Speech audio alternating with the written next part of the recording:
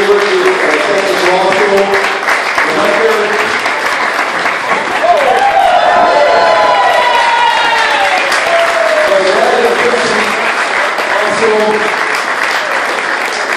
Ted Cruz is running for the U.S. Senate to defend our liberty, preserve the Constitution, and stop federal overreach. He believes in the values that have kept our nation strong, including faith, family, limited government, individual responsibility, and expanding opportunity for every American. Please join me in giving a warm South Texas welcome to the next U.S. Senator from the state of Texas, Ted Cruz.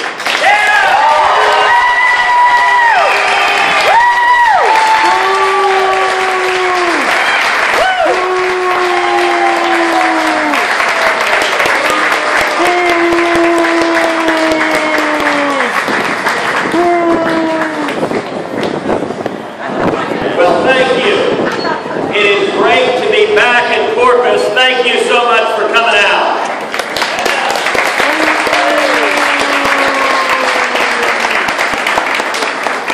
What an extraordinary journey the last 2 years. This campaign for U.S. Senate, when we started 2 years ago, I was quite literally at 2% in the polls. And the margin of error was 3%.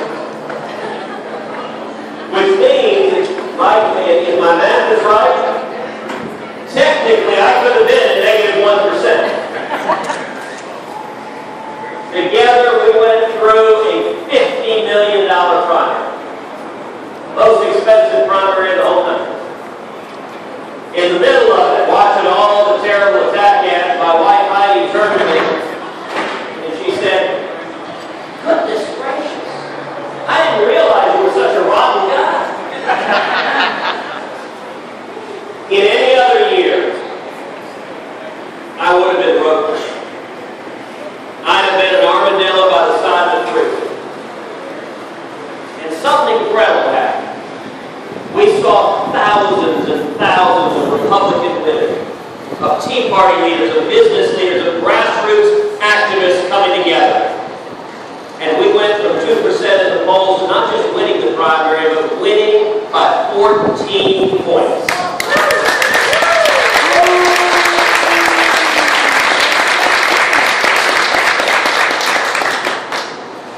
That victory was a testament to the grassroots all across the state of Texas. It's a testament to what the men and women in Texas can do when we stand together. And let me tell you, I think the reason we saw it happen this year is every one of us knows this isn't a typical election year. This isn't just one more election, elect another group of candidates and move on. Our country is in crisis. We are at the edge of a fiscal and economic cliff. And millions of Texans, millions of Americans are standing up saying we must pull back and save this country. If and when we win in November, and together we're going to win in November.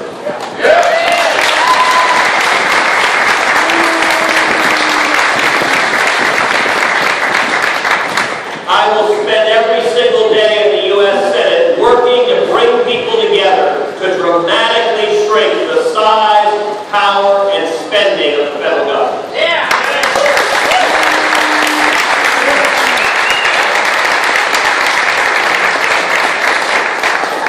Now let's talk about 3 pieces of that.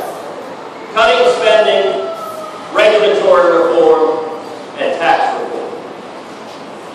Federal government spending is out of control. Our national debt is larger than our gross domestic product. A few weeks ago, I had the great honor of speaking down in Tampa at the Republican convention.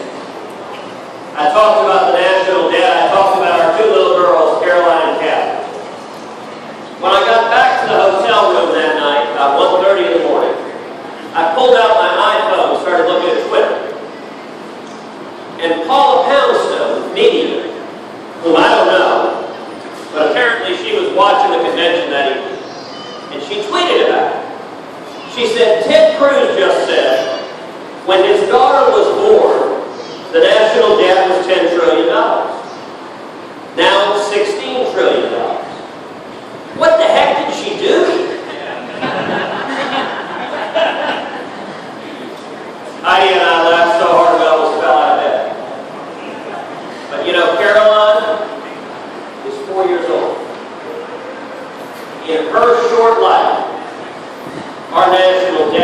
grown nearly 60%. We are galloping down the road to where Greece and Italy and much of Europe find themselves. And that is why so many million Americans are standing up and saying, guys, it ain't that complicated. Stop spending money you don't have.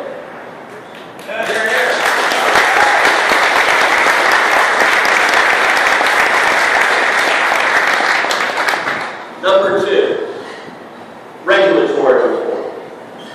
Our federal agencies are running amok. They are unaccountable to Congress.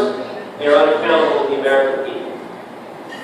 First thing we need to do is repeal every single word of Obamacare.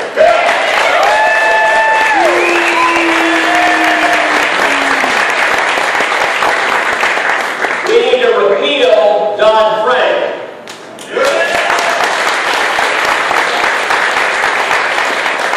Talk about a bill that you don't have to read any further than the title to know nothing good can come of it.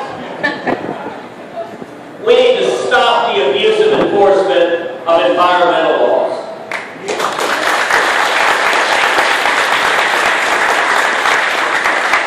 All of y'all are familiar with the lizard. The little lizard the Obama administration wanted to use to shut down oil and gas production in Texas. Well, I got one thing to say about lizards. They make darn fine moose.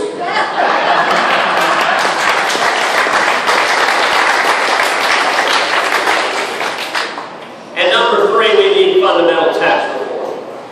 We need to take our incredibly complicated Byzantine tax code. You know, there are more words in the IRS code than there are in the Bible. And not one of them is as good. We need to move to a low, uniform rate that is flat, that is fair, that applies to everyone.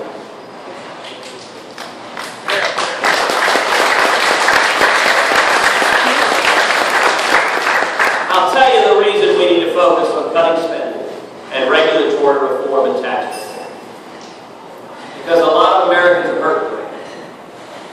The last 3.5 years, our economy has grown 1.5%.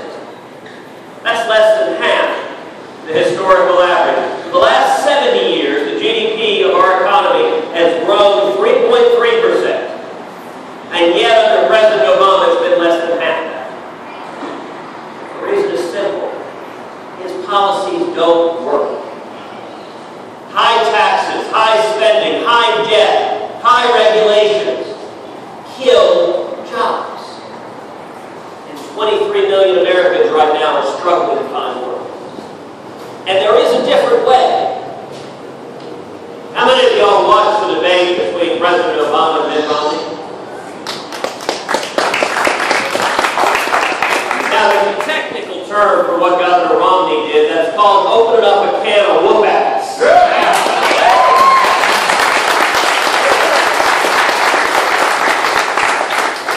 Which led to the Biden-Ryan debate where I think Joe Biden had taken his happy pills or something. But President Obama likes to complain. He inherited the worst economy in the history of the world. The man doesn't seem to have very long historical memory. How many of y'all remember 1978, 1979? Double-digit unemployment. 22% interest rates. And gas lines going around the block. And we saw a very different president get elected in 1980, Ronald Reagan.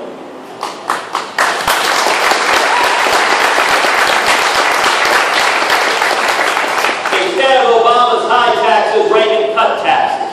Instead of exploding spending and debt, Reagan reduced spending. Instead of out-of-control regulations, Reagan limited regulations. And we saw the most extraordinary economic prosperity the modern times have seen.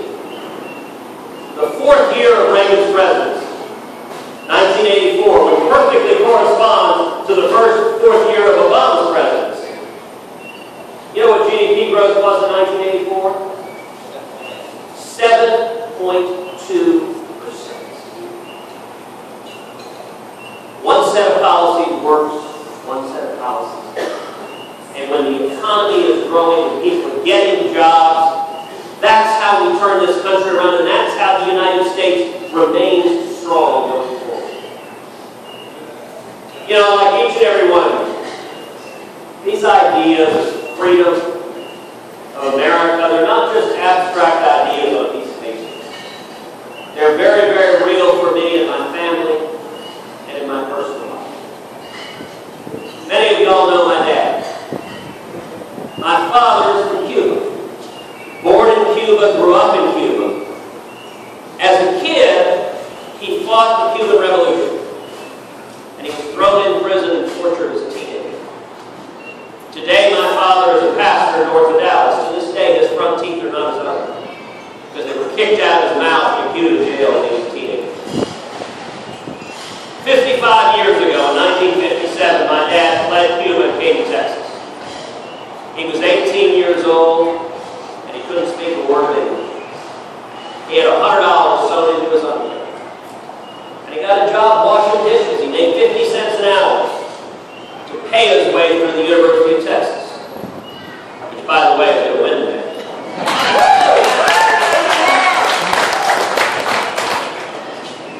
He and my mother ended up starting a small business, a seismic data processing company in the oil and gas business. And so I grew up in Houston as the son of two small business owners.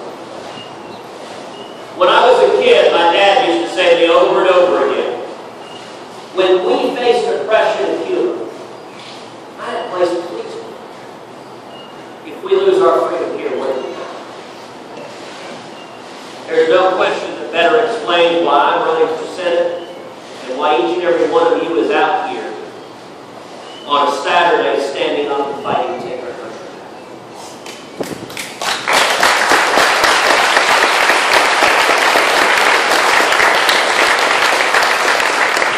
My dad has been my hero my entire life. But you know what I find most incredible about his story?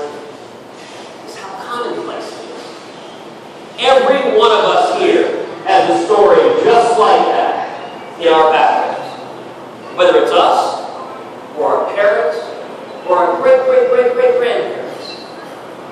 The United States is a nation where our ancestors came from all over the world, fleeing oppression, seeking freedom.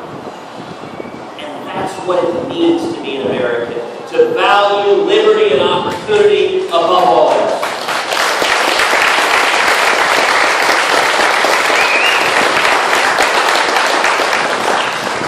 We are a nation of immigrants who together have lived in a land where the American dream is available to anybody, not based on the color of your skin, but on the content of your character.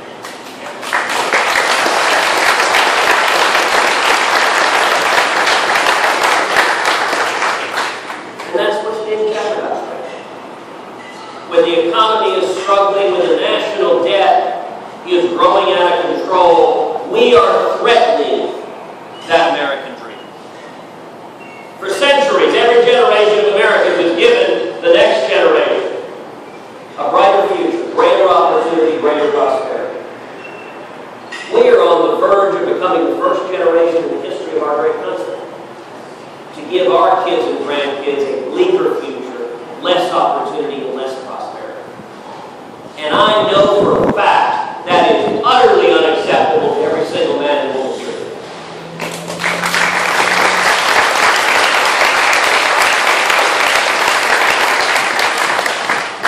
That's why we're here, and let me give you a word of encouragement. There is a great awakening that is sweeping the state of Texas and is sweeping the country. People are energized to take our country back. The election is in 24 days.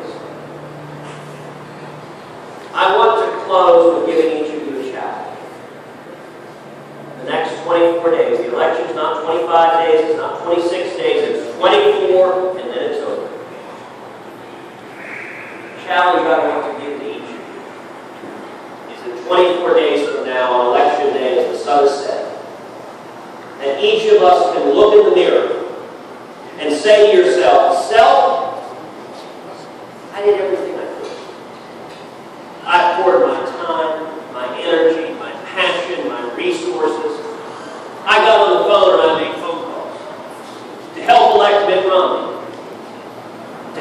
our U.S. Senate candidate, who would certainly appreciate your time. Cruz.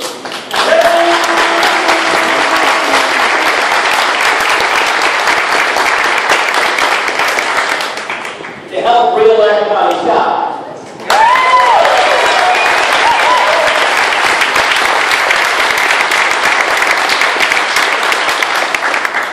To help elect conservatives and Republicans up and down the ballot.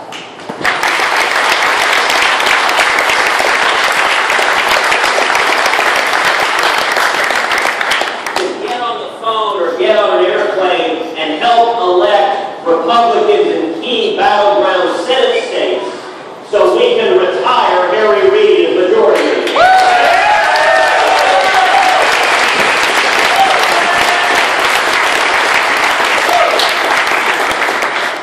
The challenge I want to make to you is that 24 days from now you look in the mirror and say, "Self, I could not have done anything more. Everything I had, I poured into saving this country."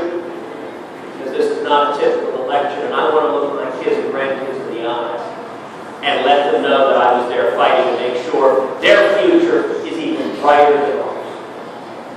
That's what we're doing. We are like the brave Texians of old, the brave Americans who fought our revolution. We are fighting a revolution right now to preserve our nation, and I am honored and humbled to stand shoulder to shoulder with each of you, fighting to preserve and restore that shining city on the hill that is the United States of America. Thank you.